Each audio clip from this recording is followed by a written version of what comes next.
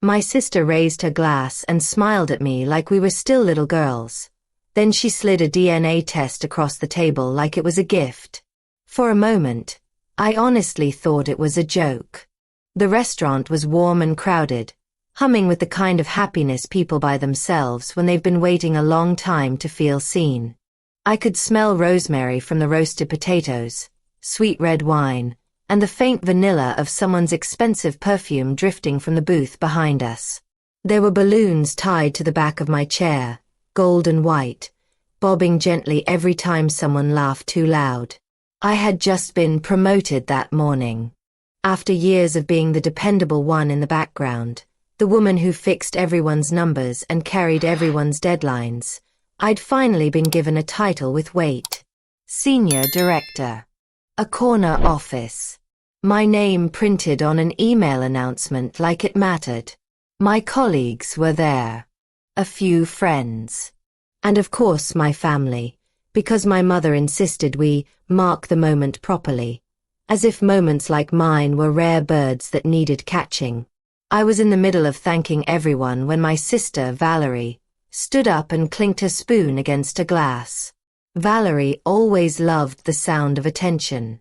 She looked radiant, hair perfectly set, lipstick precise, eyes shining with something that looked like pride if you didn't look too closely. She lifted her glass and turned to me. "To my sister," she said, voice sweet as syrup, who finally got what she always wanted. People laughed and cheered. I felt my cheeks heat. I smiled, because that's what you do when someone is celebrating you. Valerie continued. "You've worked so hard, Olivia. Always trying to prove yourself." A few of my coworkers nodded like they understood. I swallowed a strange tightness in my throat. Prove yourself. That was the phrase that had followed me my whole life, but I never expected to hear it at my promotion dinner. Then Valerie's smile widened, too wide, and she reached into her clutch. "Speaking of proof," she said lightly, "I brought something special." She pulled out a sealed envelope and walked around the table like she was delivering an award. When she reached me, she didn't hand it to me. She placed it down in front of my plate, right beside my fork, like it belonged there. I looked at the label first. A lab logo. Black letters. My name typed neatly. DNA. My stomach dipped. Valerie's voice stayed bright. "I thought we should clear something up tonight, in front of everyone," she said. "Since you've been acting so entitled lately." The room didn't go silent immediately. People laughed uncertainly, like they thought it was part of a funny sister speech. Someone said, "Oh," as if they expected a sweet surprise. I stared at the envelope. My hands were on the tablecloth, and I could feel my fingers pressing down as if I needed something solid to keep me upright. "What is this?" I asked, keeping my voice calm. Valerie tilted her head. "It's a DNA test," she said, as if I were slow. "It proves you're not Dad's." The words didn't land like a slap. They landed like a cold drop down my spine. In the dim golden light of the restaurant, I could see my mother's face drain of color. I could see my coworker, Janine, freeze with her wine glass halfway to her lips. I could see the server pause with a tray in his hand, unsure whether to move or vanish. I felt every eye on me, waiting for me to break, waiting for me to react in a way they could later describe to someone else. And I did what I've done my entire life. I stayed composed. If you're watching this, tell me where you're watching from. And have you ever had someone try to humiliate you in public with a secret, real or not? If you've been there, even a little, go ahead and hit like and subscribe. These stories, they're not just entertainment. They're lessons some of us learned the hard way. I'm Olivia Mercer, 55 years old now as I tell this. And when that envelope hit the table, I felt like I was suddenly 15 again. standing in our childhood kitchen while Valerie watched me like I was something she couldn't fully claim as hers. We grew up in Providence, Rhode Island. A modest home with creaky stairs and a backyard that never quite grew grass properly. Our father, Thomas Mercer, was a man of routines. Coffee at 6. Newspaper folded into perfect quarters. A quiet pat on the head that passed for affection. He wasn't warm, but he was steady. And I spent my whole childhood trying to earn steady. Valerie didn't try. Valerie took. She was 2 years older, prettier in that effortless way, louder, quicker with her charm. People called her spirited. They called me mature. That was the kind way of saying I was always careful. After our father died 3 years ago, it was like the air in our family changed. He left behind a small rental property on the edge of town. Nothing glamorous, but valuable. Paid off. A steady stream of income if handled properly. My mother kept saying she wanted everything fair. Valerie kept saying she wanted everything simple. And I had learned long ago that Valerie's version of simple usually meant hers. At that dinner, with the envelope in front of me and my promotion still warm in my chest, I finally understood something I didn't want to understand. Valerie hadn't come to celebrate me. She had come to rearrange me. I lifted my eyes and met her smile. "Why?" I asked softly. "Would you bring this here?" Valerie shrugged, sipping her wine. "Because you've been talking about Dad's property like you have a say. And if you're not his, then you don't." There it was. Clean and ugly. Not biology. Control. My mother whispered, "Valerie, stop." But Valerie didn't even look at her. I picked up the envelope. It felt heavier than paper should. My heart beat slowly, painfully steady. I didn't open it. Not yet. Because something inside me, some old instinct, was already telling me this wasn't just an attack. It was a plan. And if it was a plan, then there were details. There were holes. And there was truth hiding somewhere behind her performance. I set the envelope down carefully and smiled back at Valerie. Not a friendly smile. A patient one. "I see," I said. Valerie blinked, almost disappointed that I hadn't erupted. I turned to the table, to the faces watching me with discomfort and curiosity, and I lifted my glass. "Thank you all for coming," I said, voice steady. "This means a lot." Tonight was supposed to be about my work. A few people exhaled in relief, grateful for an exit. But clearly, I added gently, eyes returning to the envelope, my family has other business. I stood up slowly, smoothing my dress. My mother reached for my hand, her fingers trembling.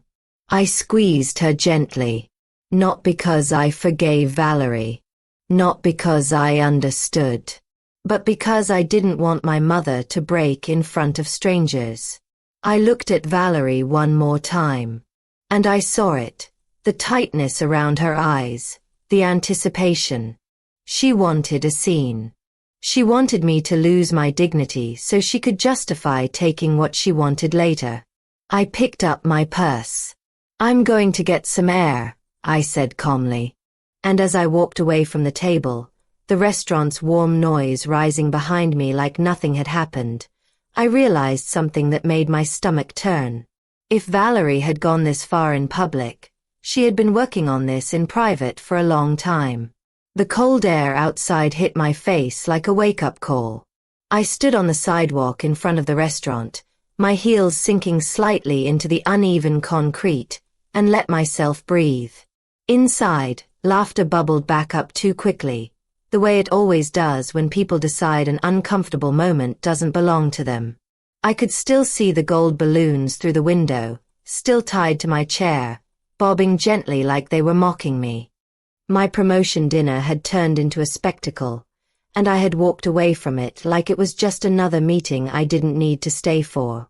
That realization hurt more than Valerie's words. My phone buzzed in my purse. I didn't check it. I already knew who it would be. My mother panicked. A coworker, confused. Valerie, maybe, if she decided to play generous after the damage was done. I leaned against the brick wall and closed my eyes. I wasn't shaking. That surprised me. What I felt instead was a strange, hollow calm. The kind that comes when something you didn't want to believe finally makes sense. Valerie had always needed to be first. First to speak. First to be praised. First to claim something as hers. Growing up, she took the window seat, the bigger slice of cake, the stories that weren't hers and made them sound better when she told them. And I had always stepped aside. Because stepping aside kept the peace. Because stepping aside made me the good one. Inside the restaurant, I saw my mother push back from the table and stand up. She looked smaller than she had a few minutes earlier, her shoulders slumped, her mouth pulled tight like she was holding something back. She came out a moment later, coat half on, eyes shining. "Oh, Liv," she whispered, pulling me into a hug. Her perfume, powdery and familiar, wrapped around me. "I'm so sorry. I didn't know she was going to do that." "I know," I said, because I did. My mother had never been good at stopping Valerie. She'd spent decades smoothing over the aftermath instead. My mother pulled back, holding my arms. "It's not true," she said urgently. "You know that, don't you? Your father." "I know," I interrupted gently. "But this isn't about truth. It's about timing." She frowned. "What do you mean?" I glanced back at the restaurant window. Valerie was still inside, laughing now, her hand resting on the table like she owned it. "She chose tonight," I said. "That wasn't an accident." My mother's lips pressed together. She nodded slowly, the way someone does when they're forced to see something they've avoided for years. "Come home with me," she said. "We'll talk." I agreed, because I needed quiet more than answers in that moment. The drive to her house was silent except for the hum of the engine. The streets of Providence blurred past, familiar and suddenly foreign. I watched the houses go by, porches lit, curtains drawn, people inside living their ordinary lives. At my mother's kitchen table, she poured tea with shaking hands. The kettle whistled too loudly, and when she set my cup down, it rattled against the saucer. "She's been asking questions," my mother said finally. "About the rental. About your father's paperwork." I nodded. "How long?" She hesitated. "Since the funeral. 3 years." The number settled heavily between us. "I told her I wanted things fair," my mother continued. "That you and she would both be taken care of." "And she heard something else," I said. My mother looked down. "She heard that she wasn't getting enough." I wrapped my hands around the warm cup and let the steam rise against my face. "Mom," I said quietly, "did Valerie show you this DNA test before tonight?" "No," she said quickly. "She mentioned something once, said she was looking into things." I told her to stop. "But she didn't," I said. "No," my mother admitted. "She didn't." I sat back in my chair, the pieces sliding into place with sickening clarity. A DNA test wasn't just a weapon of humiliation.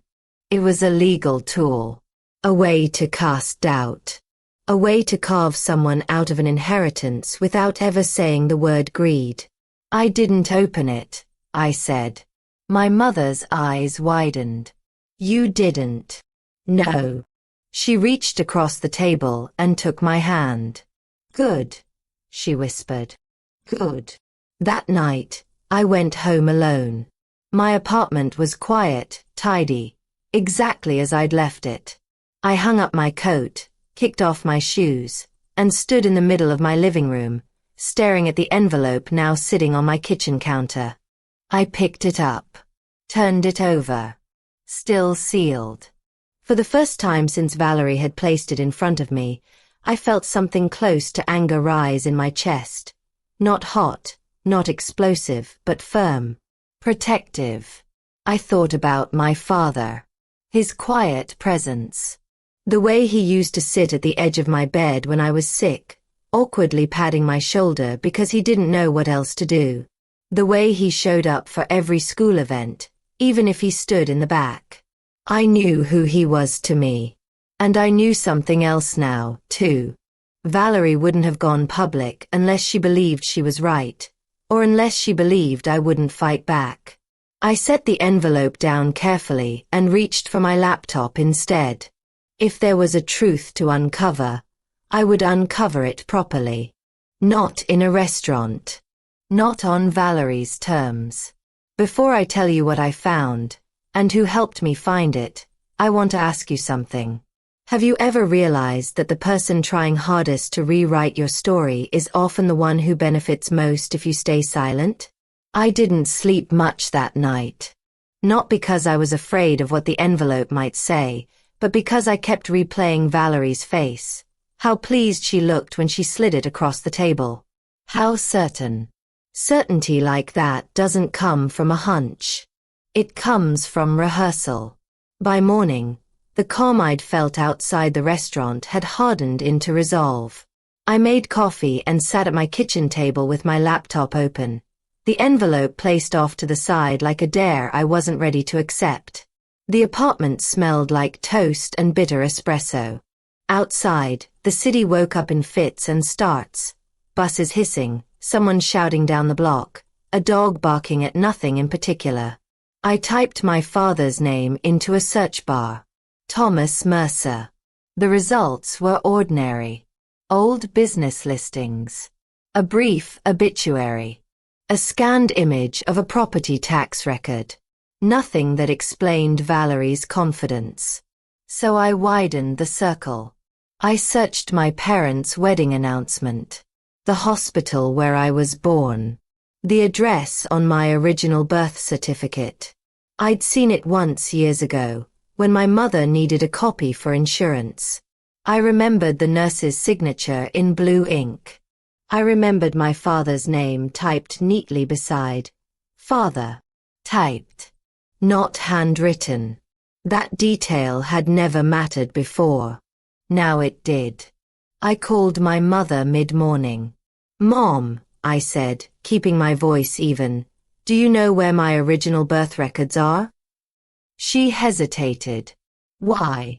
I just want to see them. Another pause. Longer this time. They might be in the cedar chest. The one in the hall closet. When I arrived, she was already pulling things out. Old photo albums, yellowed letters, a stack of folded linens that smelled faintly of mothballs and time. At the bottom of the chest was a thin folder. Inside was my birth certificate. I studied it carefully. My name. My mother's name. The hospital. The date. And my father's name. Thomas Mercer. Printed. Official. Undisputed. My mother watched my face. You see, she said softly. Your father never questioned it. Not once. I know, I said. But Valerie, she began. I know, I repeated. This isn't about whether Dad believed I was his. It was about whether Valerie could convince someone else that he shouldn't have. I slid the certificate back into the folder. Mom, did Dad ever say anything strange near the end? About paperwork. About the rental. She sank into a chair. He worried about Valerie, she admitted. He said she was restless. That she wanted more than what was fair. Fair. There was that word again. He told me, my mother continued, voice cracking, that if anything ever happened, you'd keep things steady. That you were the one who understood responsibility. I closed my eyes briefly. That sounded like my father. Quiet trust. No grand declarations. Did he ever mention DNA? I asked. No, she said immediately. Never. We sat in silence for a moment, the only sound the ticking clock on the wall. I drove home afterward with a plan forming. Not loud, not dramatic, but deliberate. The first person I called was an attorney I'd worked with years earlier when my company had a minor audit issue. Her name was Rachel Klein. Practical. Sharp. Not easily rattled. When I explained the situation, she listened without interruption. A public ambush with a DNA test, she said finally. That's not about truth. That's about leverage. Can she use it? I asked. Not without chain of custody, Rachel replied. Not without consent. And not without corroboration. Did you take the test? No. Good, she said.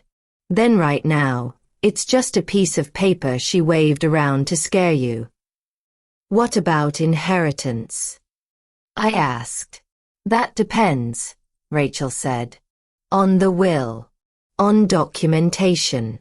On whether your sister is trying to contest paternity after the fact. After the fact. My father had been gone 3 years. Valerie was late. But not too late to cause trouble. Rachel continued, if she's building a case, she'll need more than theater. She'll need witnesses. Records. Something solid. I thanked her and hung up. That afternoon, my phone buzzed. Valerie. I let it ring. Then again. Then a text. We need to talk. You embarrassed me. You can't just walk away from this. I stared at the screen, feeling a familiar urge to smooth things over, to explain, to fix. It rose automatically, like muscle memory. I didn't respond.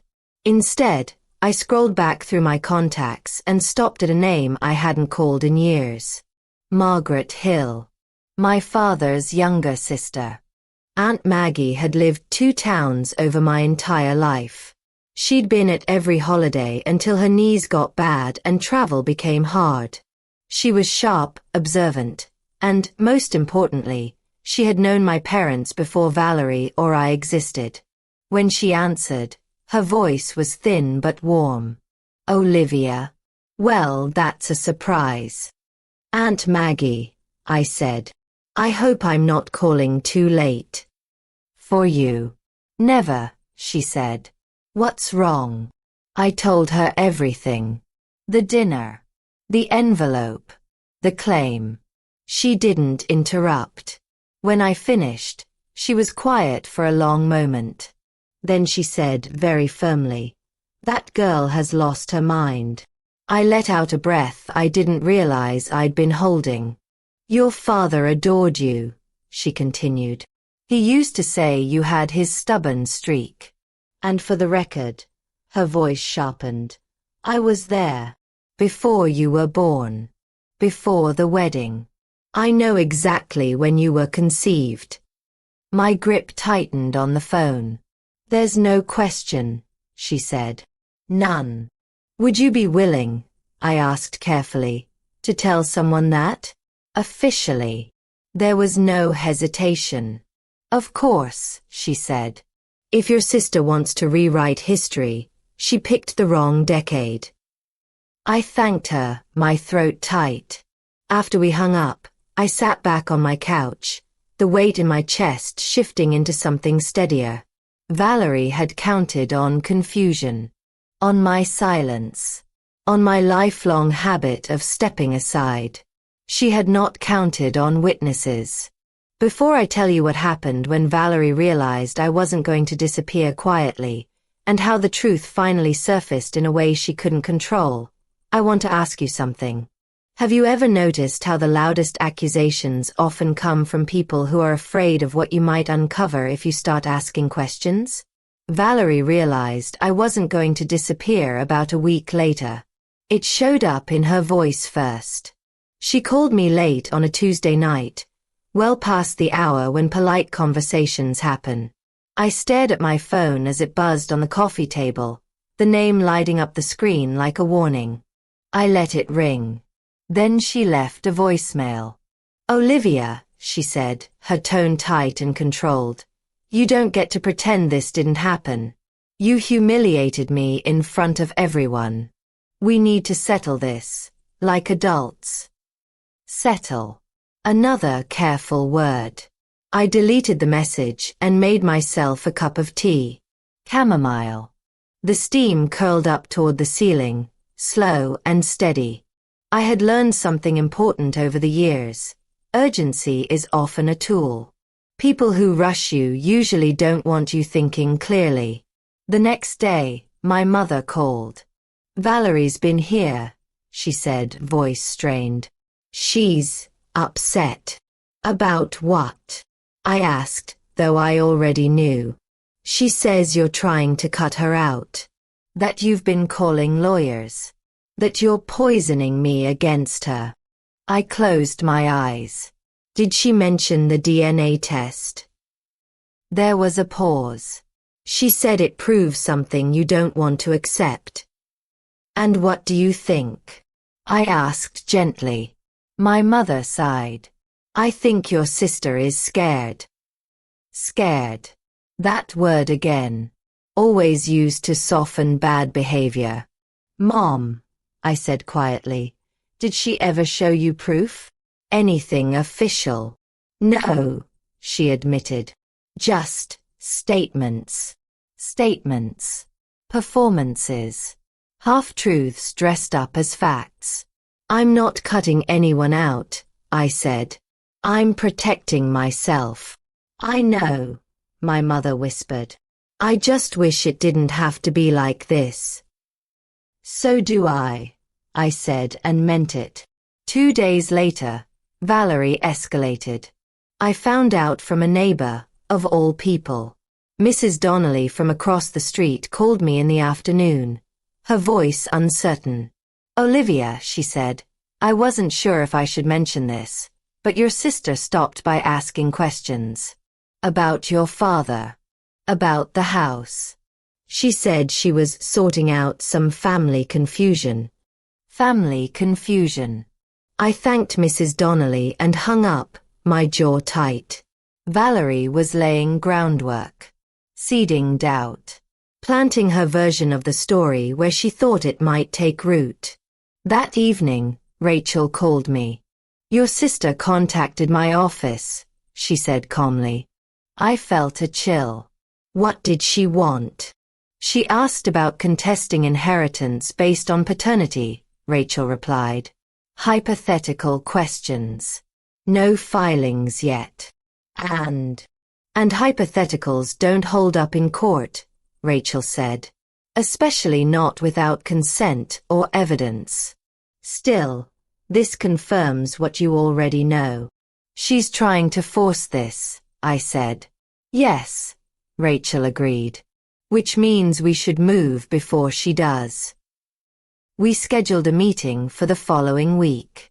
In the meantime, Rachel advised me to gather statements. Written ones. From anyone who could confirm my father's acknowledgement of me as his child. Aunt Maggie was first. She sent a handwritten letter in careful looping script, dated and signed, recounting the months before my birth, the timing, the certainty. She included details only someone who'd been there could know. Names. Places. Conversations. Reading it, I felt a strange mix of comfort and grief. Comfort in being seen. Grief that I needed proof of something I'd lived my whole life believing. Next came an old family friend, Mr. Callahan, who'd worked with my father for 20 years. He wrote about how my dad used to keep a photo of me on his desk. How he'd brag quietly about my grades, my job, my promotion, even when Valerie was in the room rolling her eyes. He loved both his daughters, Mr. Callahan wrote. But Olivia carried his trust. I folded the letter carefully and set it beside Aunt Maggie's. By the time Valerie called again, I was ready. This time, I answered. Finally, she snapped. Are you done hiding? I'm not hiding, I said evenly. I'm preparing. For what? She demanded. For whatever you're planning, I replied. There was a sharp inhale on the other end. You think you're so clever. I think you chose the wrong moment to try and erase me, I said quietly. Her voice dropped. If you're not his, you don't get to act like you are. That's not for you to decide, I said. She laughed. Short, bitter. We'll see. Yes, I agreed. We will. I hung up before she could say more. Not because I was afraid of her words, but because I didn't want to give her any more of my attention than necessary. The meeting with Rachel came sooner than I expected. She laid out the facts plainly. Valerie could attempt to contest, but it would be messy, public, and unlikely to succeed. Still, the stress alone could be damaging if allowed to drag on. What do you want? Rachel asked me. The question surprised me. Not legally, but personally. I want the truth documented, I said after a moment. And I want this to stop. Rachel nodded. Then we take control of the narrative. A formal letter was drafted. Clear. Firm. Delivered to Valerie through proper channels. It outlined the evidence, the witnesses, and the legal consequences of pursuing a baseless claim. When Valerie received it, she didn't call me. She called my mother. I was there when it happened. I listened from the hallway as my mother's voice rose for the first time in years. You went too far, she said sharply. Too far. There was a pause. Then my mother's shoulders slumped. No, she said quietly. You don't get to do this. She hung up and turned to me, eyes wet but steady. I should have stopped this sooner, she said. I stepped forward and hugged her. You're stopping it now.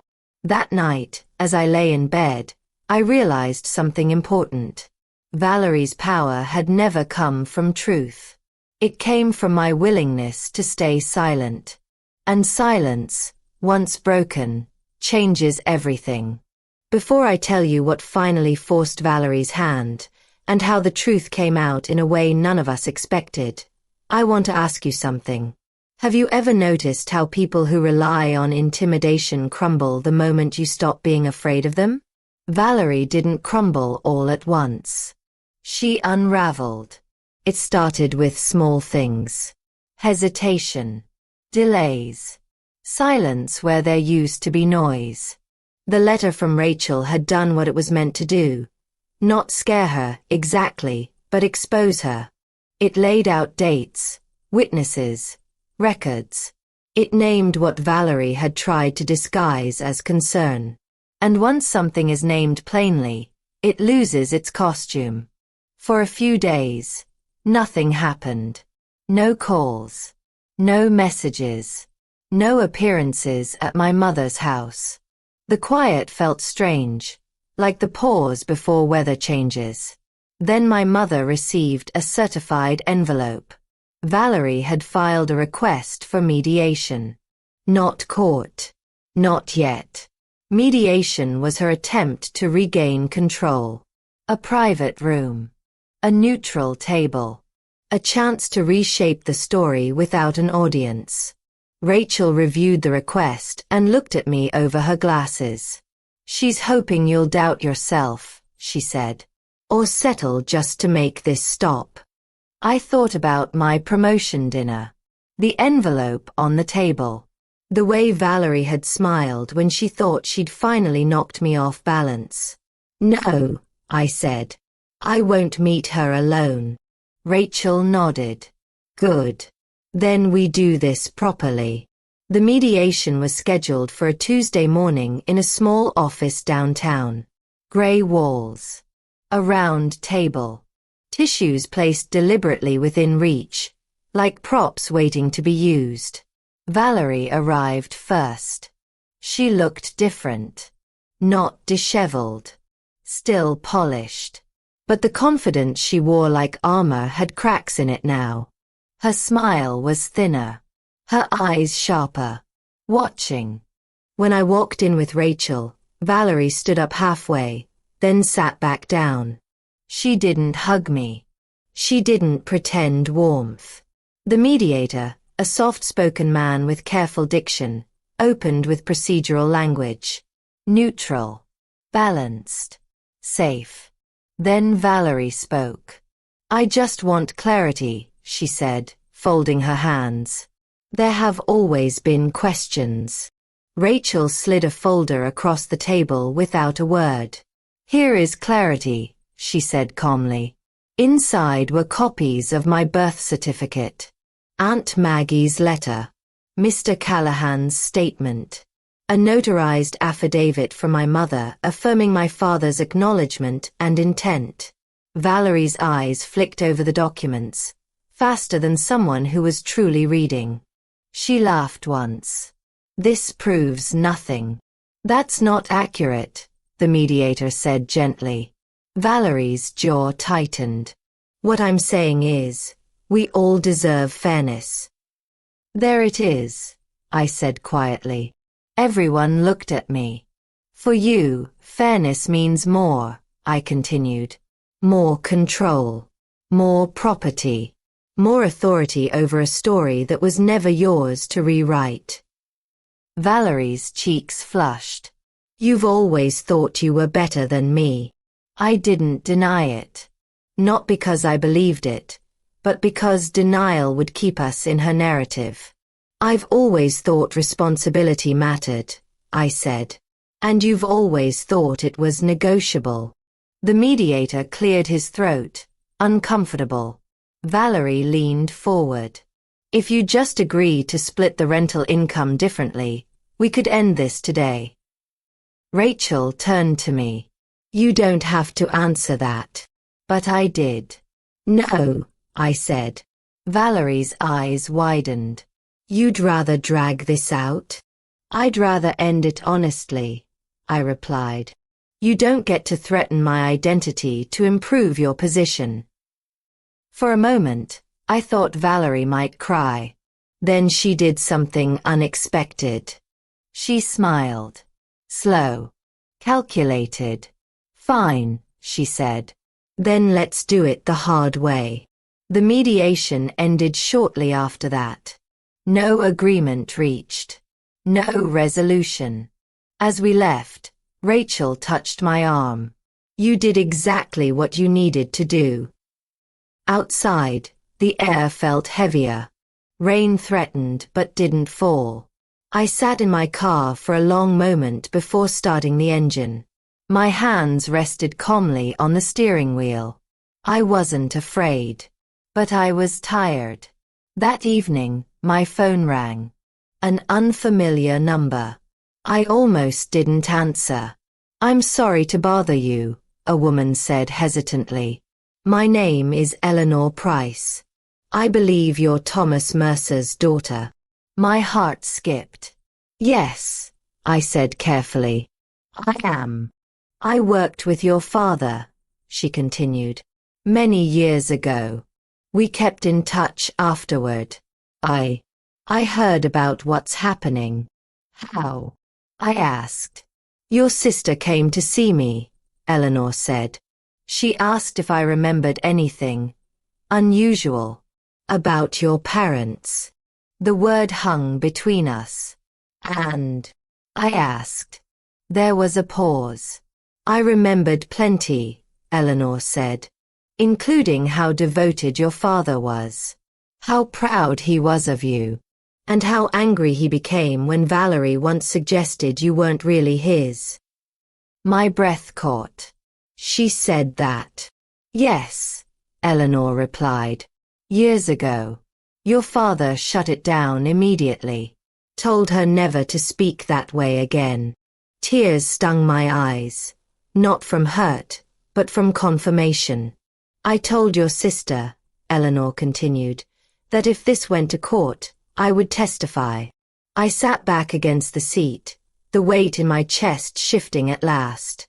Thank you, I whispered.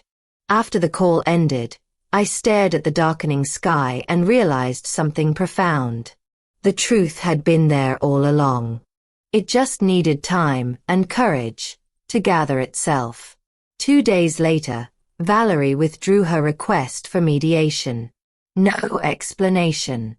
No apology. Just a notice. Rachel smiled when she told me. She knows she's outmatched now. But the real consequence didn't come from lawyers or letters. It came from my mother. She updated her own will. And she made sure Valerie knew it.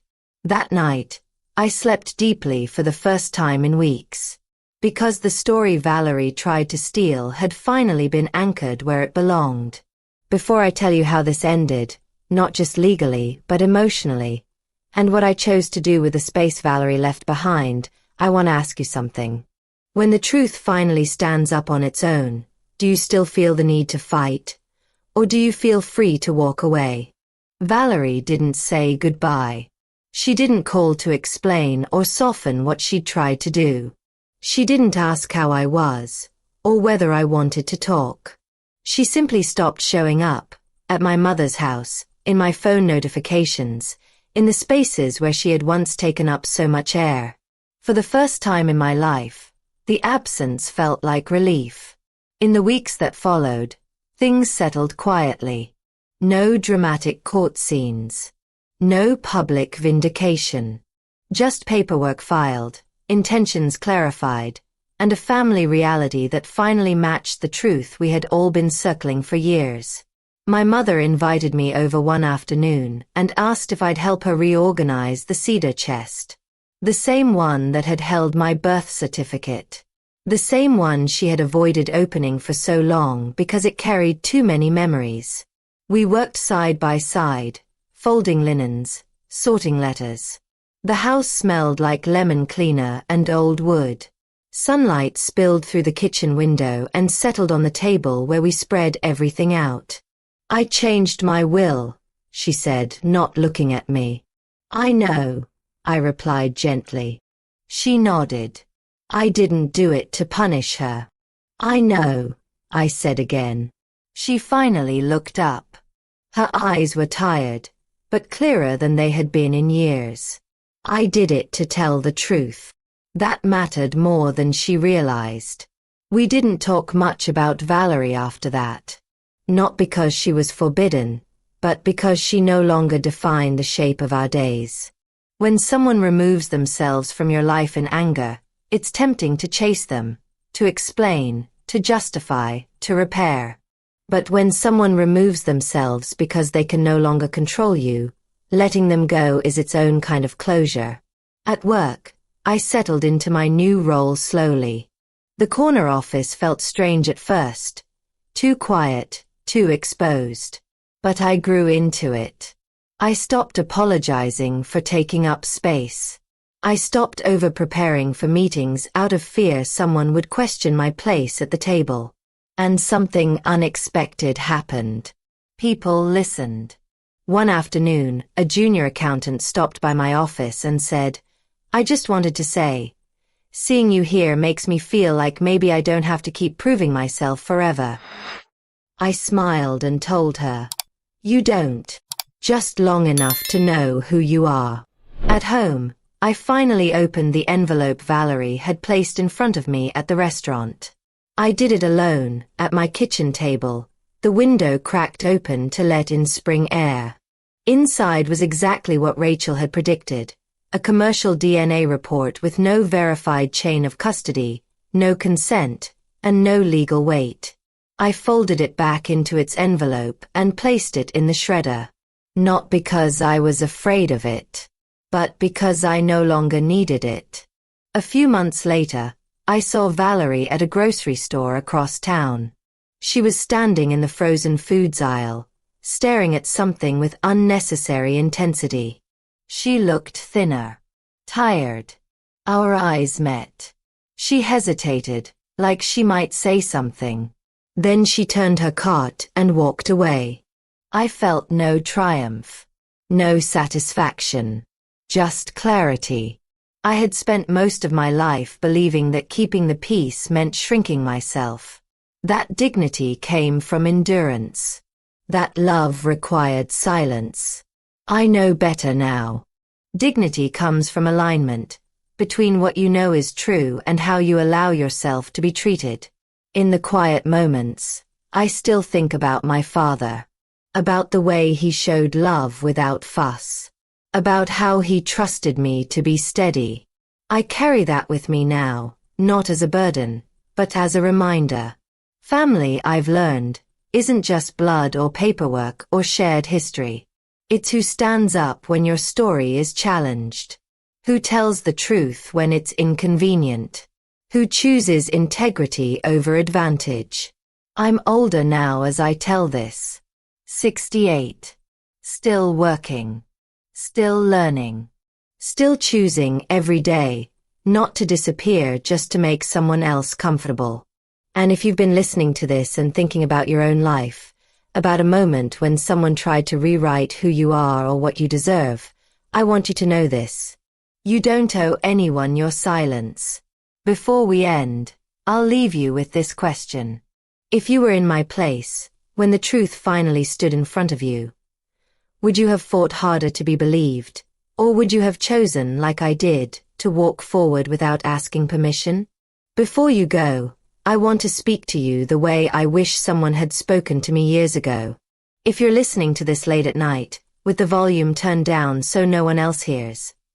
If you're replaying moments where someone questioned your worth, your place, your right to belong, I see you. For a long time, I thought strength meant staying quiet, smiling through discomfort, letting other people tell my story because it felt easier than correcting them. But silence doesn't protect you. It only teaches others how much they can take. What saved me wasn't anger or revenge. It was clarity.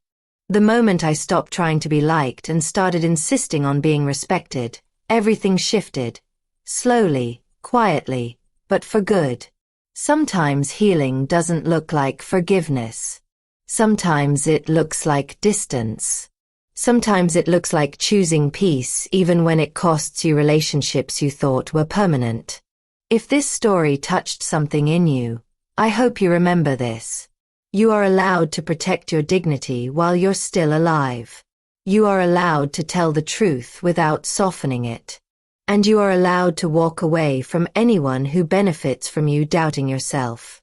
If you feel comfortable, tell me in the comments.